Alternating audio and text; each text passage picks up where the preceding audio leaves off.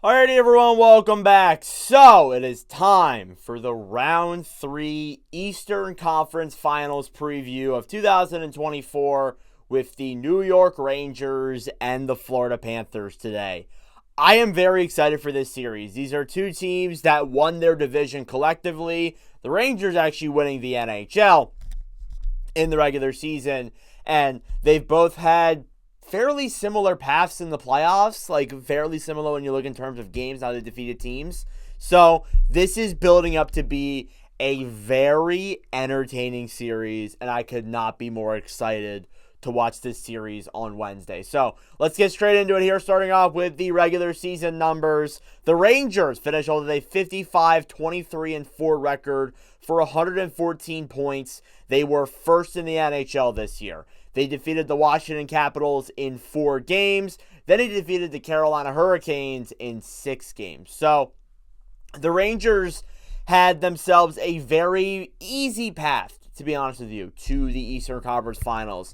They handled the Capitals in a pretty easy fashion. They beat the Hurricanes in a fairly easy fashion too. So it was all around. It's been a pretty easy path for the Rangers into round 3. The Panthers, it's pretty similar to that. The Panthers finished with a 52-24-6 record for 110 points. They were 5th in the NHL. They beat the Tampa Bay Lightning in 5 games. Then they defeated the Boston Bruins in 6 games. So the only difference is that it took Florida only 5 games to beat Tampa, or in which case it took the Rangers 4 to beat the Capitals. If the Panthers sweep the Lightning, they have the exact same path heading into the conference finals here. And they're both teams that can score. They have good defense, and they have a goalie that can just lock in and win them a game. They both have that kind of goalie. So that's why I think this could be a very entertaining Eastern Conference Finals, and probably one of the best ones we've seen in years. I'm going there. One of the best ones we've seen in a pretty long time. And these teams are they're not new to the conference finals either. Florida was in it last year against Carolina. The Rangers were in it the year before against Tampa. So these are two teams that have been in the conference finals at least once in the last 3 years. So it's something to keep in mind there. These teams are experienced and they've been here before. So starting off with the New York Rangers, we're going to go in terms of individual scores. So we're going to start with New York before we get into Florida. The Rangers got Zibanejad leading the way. In the regular season, he had 26 goals, 46 assists for 72 points. In the playoffs, he has 3 goals, 11 assists for 14 points. There's been a concern with Zibanejad that he wasn't scoring a lot in the playoffs, or not in the playoffs, the regular season. He only had 26 goals. Before that, I think he had a 40-goal year. It was a very disappointing season this past year, regular season-wise, when you look at Zibanejad's numbers. In the playoffs, he hasn't been scoring, way more. He only has 3. But I'd say that he's been impressive in the playoffs. He's been more relying on the passing side of things than scoring, it seems like, this year. And it's shown in a lot of his play. I think he's definitely getting chances, but a lot of the goals just haven't really been going his way. I do think, though, he's been an impressive passer, giving a lot of goals, giving a lot of passes to other players, as we'll mention here in a second. You got Vincent Trocheck, who has 25 goals, 52 assists for 77 points in the regular season, has 6 goals, 8 assists for 14 points in the playoffs. So, you look at Trocheck. He's had an incredible first and second round, especially against Carolina. He was taunting the Hurricanes players, his former team. He pretty much just dominated that series. And Trocheck has played honestly awesome in these playoffs, and he's been such a fun player to see here. And it's been a lot of fun to watch him in the playoffs with the Rangers. Artemi Panarin up next here with 49 goals, 71 assists for 120 points in the regular season, led the Rangers in points. He has 4 goals, 7 assists for 11 points in the playoffs, and he's been a guy who has shown up. I mean, that's the biggest thing. You saw in last year against the Devils, he didn't show up. A lot of the guys didn't show up. The big narrative this year is that the guys are showing up, and Panarin's the leading guy for that and has just been remarkable to watch. Now, he hasn't scored as much as probably Rangers fans would like him to, but he's come in, scored the clutch goals, like in Game 3 in overtime, made that a 3-0 series. I think if you let the Hurricanes get one there in overtime, I think we could be talking about a different series here, but Panarin gets that goal, and it was a very talented goal, perfect deflection, too, in the Rangers' favor. Chris Kreider, fourth in scoring, 39 goals, 36 assists for 75 points. In the regular season, he has 7 goals, 3 assists for 10 points in the playoffs. 3 of those 7 goals come from Game 6, where he scored a hat trick to come back from down 3-1, as the Rangers won that game 5-3 to advance to the third round here. Kreider, the biggest thing that I was saying, and I said it in my series review, that the Rangers were lacking the big guys. Like in games 4 and 5, the big name players weren't scoring. That was the biggest thing. And in Game 6, you see Kreider, one of the big name guys, show up, score 3, and win the Rangers that series. That's the biggest thing that I saw there. I saw the big guys can show up when it matters. And I mean, they have before in previous series as well in this playoffs. But that was my biggest issue heading into Game 6. And now that's not a concern for me. Now, it is something that you got to keep in mind, though. If the Rangers are going to win this series, their big guys are going to need to show up. And I understand that you could say that for every single team. But the Rangers, that's been their biggest problem. You look at Florida. They're a very deep team. Like, you see a lot of guys here. They've scored a lot of points. The Rangers have guys who have scored, but there's not a whole lot of secondary scoring going on.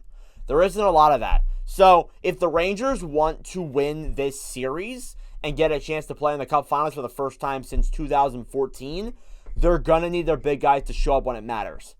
That's the biggest thing they need to do. So, I'll say that a lot throughout this whole run, and I have already, but that's my biggest concern with the Rangers.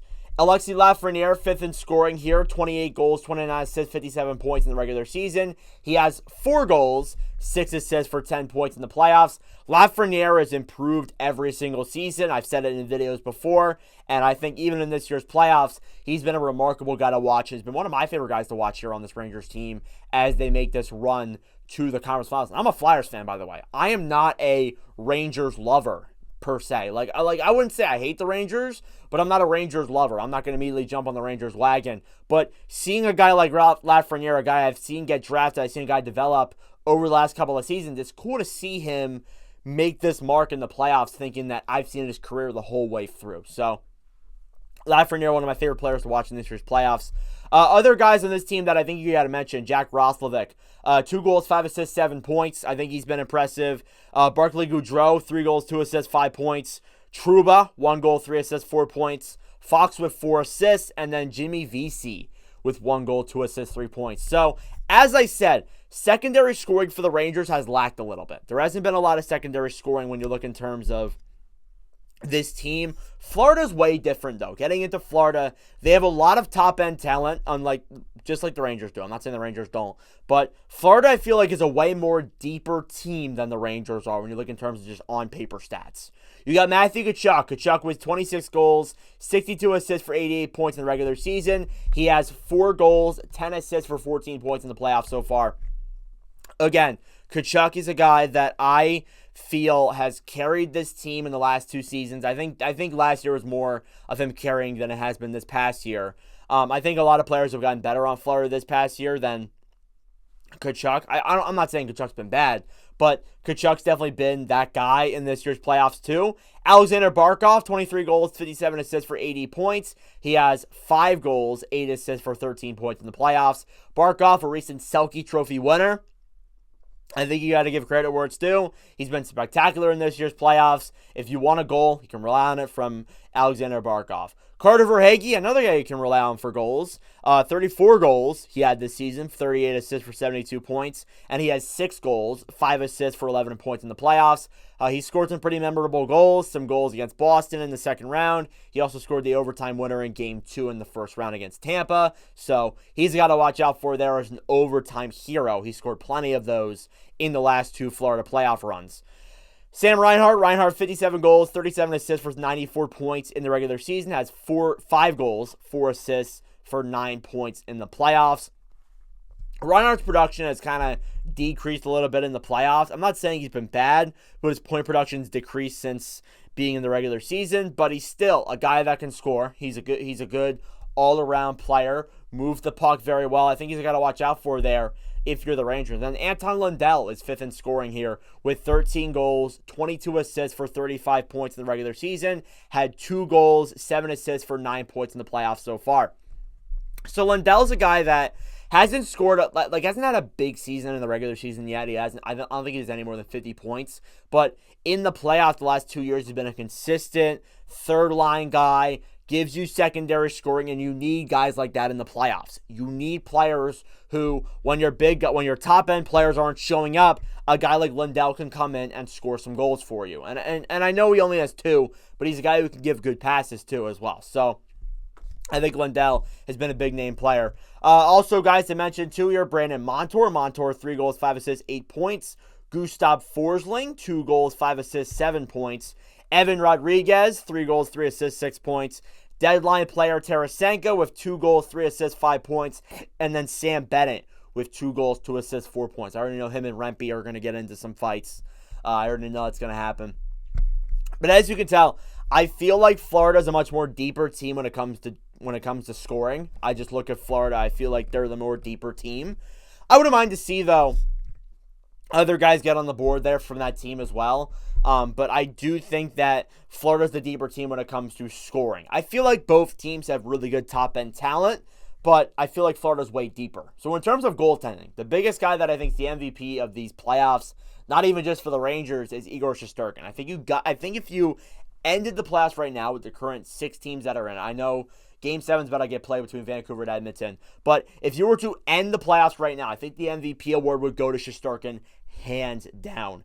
8-2 record in the playoffs, 2.4 goals against, and a .923 save percentage. He has been nothing short of remarkable. There have been points in this series, in this playoffs, where the Rangers have pretty much given up defensively and have just relied on Shesterkin, and he's come up clutch. I think if you're going to beat Florida, Shesterkin's going to need to shut down those big-name guys, and same with the Rangers' defense, too. And I have no doubt they can do that. They have a great defensive core, but 100%.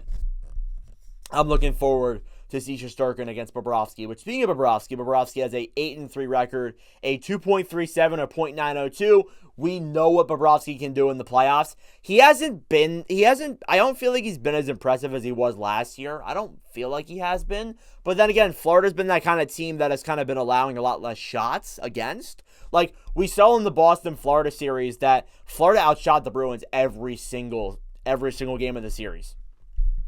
So they've been allowing a lot less shots than certain other teams. That's the biggest thing you got to look out for there when you're the Rangers. If you can't get those big-name shots, hard to win. Definitely hard to win for sure. And I understand that Carolina with Shesterkin, there were a lot of wide shots and not a whole lot of grade A chances there, even though the Hurricanes outshot the Rangers for the majority of the series.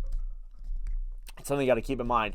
So in terms of predictions, I think I was against the Rangers when they played the Hurricanes because I honestly thought it was the Hurricanes' year. I was wrong. I was with the Panthers for the Bruins. I'm going to go Rangers in 6. I feel like I look at the Rangers. I feel like they have that aura to them where it feels like it's their year. Florida, I wouldn't mind seeing them win it. I would love to see the Panthers go to another Cup final, and I'd love to see them play a team like Dallas or Vancouver or Edmonton. I think that'd be a fun final because I enjoyed Florida's run last year. I've enjoyed it this year as well. But I look at the Rangers. This team feels unstoppable. They destroyed Washington. They handled Carolina pretty easily. And I know Florida's done similar things to Tampa Bay and Boston, but I feel like the Rangers just have that dominance to them where they can go in and beat Florida. I don't know if it's in 6 games. Maybe it could go 7. I honestly hope it goes 7 because these are 2 very solid teams. But regardless of who wins this series, I think whoever they play in the Stanley Cup Finals is going to be a very fun matchup, and I'm looking forward to looking at these next 4 to 7 games for this series. Let me know your predictions and your thoughts in the comment section down below. Thank you all very much for watching. If you enjoyed, make sure to subscribe down below. I greatly appreciate it. We are closing in on 3,000 subscribers, so anything is greatly appreciated. But regardless, let me know your predictions, and thank you all for watching, and I'll see you guys in the next video. Adios.